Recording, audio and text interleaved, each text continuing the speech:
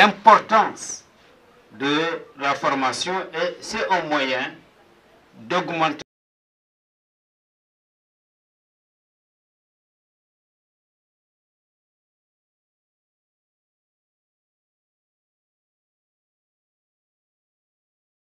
remercions particulièrement les partenaires, à la fois Etika, dans sa confirmation, qui dure maintenant pour qualifier à la fois les jeunes Sénégalais et les jeunes Africains.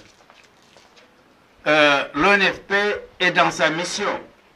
Aujourd'hui, nous parlons d'emploi, d'employabilité des jeunes. Il n'y a pas d'employabilité possible s'il n'y a pas en amont la formation nécessaire. La cérémonie de signature de la convention de partenariat entre l'Agence d'assistance à la sécurité de proximité et l'Office national de formation professionnelle entre dans le cadre de votre projet Un ASP, un métier. L'Office national de formation professionnelle et l'agence ont décidé de mutualiser leurs efforts pour faire face à cette délicate et lancinante question de la formation professionnelle et de l'insertion des jeunes. Une telle collaboration entre ces deux structures se traduit par la réalisation des activités prévues dans le cadre du plan Sénégal émergent. Le chef de l'État a compris et a mis en place un programme d'urgence qui va permettre de recruter plus de 65 000 jeunes, notamment dans les volets éducation et formation et emploi et entrepreneuriat. Il n'est pas besoin de rappeler les difficultés d'insertion des jeunes et la problématique de l'emploi qui constitue un enjeu fondamental pour les pouvoirs publics. Nous connaissons la place centrale qu'occupe la politique de la jeunesse dans le plan Sénégal émergent et l'acte 3 de la décentralisation au vu du potentiel considérable que représente la population jeune. Celle-ci doit être associée de manière juste et équitable à la prise de décision, à la mise en œuvre et au suivi et évaluation des questions relatives à la gestion des affaires locales et à leur autonomisation socio-économique. La collaboration entre l'ONFP et l'ASP. Ceci est une volonté manifeste d'un mouvement d'ensemble pour une meilleure prise en charge des besoins de jeunes, gage d'une inclusion sociale et d'action efficace et efficiente. L'institution Etika participe de manière active à la formation des cadres par l'offre d'une panoplie de programmes. Ainsi, nous développons des stratégies pour la valorisation du capital humain. Depuis l'année dernière, avec la crise sanitaire mondiale, nous avons décidé d'accompagner nos institutions nationales à se relever avec un capital humain bien formé et capacité. Par conséquent, l'Agence d'assistance à la sécurité de proximité est pour nous une cible incontournable car recevant des jeunes au seuil de leur carrière professionnelle. Dans le cadre de notre RSE et de notre programme de résilience post-Covid-19, nous offrons 50 bourses de licence et de master aux agents de l'ASP sur des filières de spécialisation qui les rendront opérationnels à l'issue de leur formation. Je saisis l'occasion pour féliciter le président de la République pour la création de l'Agence d'assistance à la sécurité de proximité, qui permet aux jeunes, après 2 ans d'engagement civique, d'intégrer une vie sociale productive. Soyez convaincus de l'engagement de l'Etika à accompagner cette jeunesse dynamique à être un modèle de citoyenneté. En effet, à travers cette vision, le président de la République a pensé impliquer cette jeunesse sur les stratégies de volontariat et du service civique.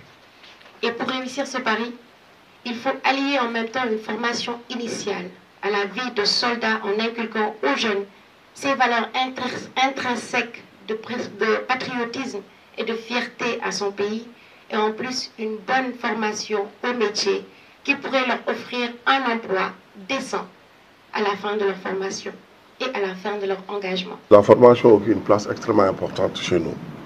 D'abord dans le cadre du plan Sénégal émergent, mes prédécesseurs en ont parlé.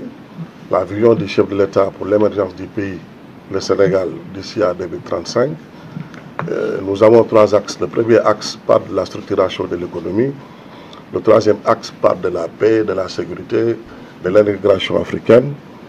Mais le deuxième axe, excusez de la redondance, est axé sur le développement du capital humain, l'élargissement de la protection sociale. Au-delà de ces 2 éléments, je parle sous le contrôle du président du conseil de surveillance, c'est une très forte recommandation émanant du conseil de surveillance d'insister davantage sur la formation au profit des contractuels de la direction générale, mais également au profit aussi des ASP, qui sont des jeunes à la fleur de l'âge et qui ont accepté de se sacrifier pour toute la nation sans contrepartie financière.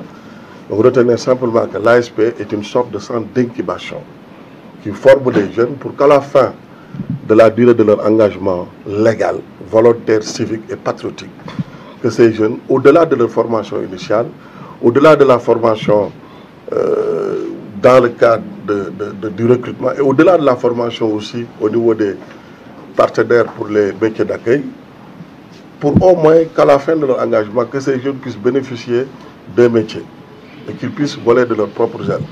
C'est la raison pour laquelle nous avons mis en place le programme que nous appelons un ASP, un métier. Je voudrais remercier, exprimer en tout cas toute notre gratitude, notre reconnaissance à l'endroit de mon collègue directeur général de l'ONFP. D'abord, je précise que 115, exactement comme il vient de le dire, ASP, ont déjà bénéficié des services de l'ONFP en termes de formation dans des métiers quand même d'avenir, comme les métiers du pétrole, l'embauche bovine, ainsi de suite. Donc il y a un existant partenarial entre nos 2 associations déjà. Mais comme il vient de l'annoncer, nous avons décidé de renforcer davantage ce partenariat au profit de ces jeunes ASP. C'est la raison fondamentale pour laquelle nous sommes là, encore une fois, pour décentraliser cette formation. Parce que c'était au niveau de nos tutelles techniques, et là, en termes de décentralisation et de gestion de proximité, donc je voudrais encore une fois lui exprimer nos remerciements les plus chaleureux et plus sincères pour sa disponibilité et sa décision ferme d'accompagner la vision du chef de l'État pour l'émergence du Sénégal de façon globale, mais surtout pour la formation et le renforcement des capacités de notre très chère jeunesse dans le cadre de la politique du chef de l'État, dans le domaine de l'emploi, de la jeunesse, de l'insertion et de l'employabilité des jeunes, dans le domaine de l'auto-emploi ou de l'emploi salarié, comme il vient de le dire. Donc l'OFP, en tout cas, ce que l'OFP a fait dans ce secteur n'est plus à démontrer. Et encore une fois, j'insiste, parce que je veux tout simplement lui dire merci. Merci qui émane directement du fond de mon cœur. Merci encore une fois, très cher ami, très cher frère et très cher collègue. J'en profite également pour exprimer notre reconnaissance, notre gratitude à l'endroit de l'Etika Dakar, Sénégal, à travers Madame Yaye Astou Thiam Fall, une femme simple, dynamique en tout cas, très engagée et très disponible. Parce que la décision émane de l'Etika qui a décidé dans un premier temps de venir en aide en termes de formation aux institutions publiques qui évoluent dans le domaine de la sécurité. La police, la gendarmerie et l'ASP. En réseau 10 formations par institution. Quand Abdou Gaye, que je félicite vivement au passage, et au-delà de lui aussi, le directeur des ressources humaines, en tout cas Rahim Gaye, tous nos cadres qui se battent dans les ressources humaines de l'institution pour faire profiter aux contractuels, aux ASP de toutes ces opportunités de formation. Quand il est venu me voir, je lui ai dit, mais retourne et va renégocier. Nous sommes des volontariats, on n'est pas payé au travail pour tout le pays. Nous méritons plus et je sais qu'elle fera plus pour nous. Il est revenu pour me dire, voilà, nous avons discuté et de 10, nous sommes passés à 50. Donc c'est 50 bourses entières. 50 bourses entières que Mme Fall a décidé de mettre gratuitement à la disposition des contractuels de l'agence d'assistance à la sécurité de proximité. Donc voilà les quelques mots que je voudrais prononcer, tout en remerciant encore le président du conseil, le directeur de l'ONFP, le directeur général de Etika, la presse et tous les collègues. Encore une fois, merci à tout le monde.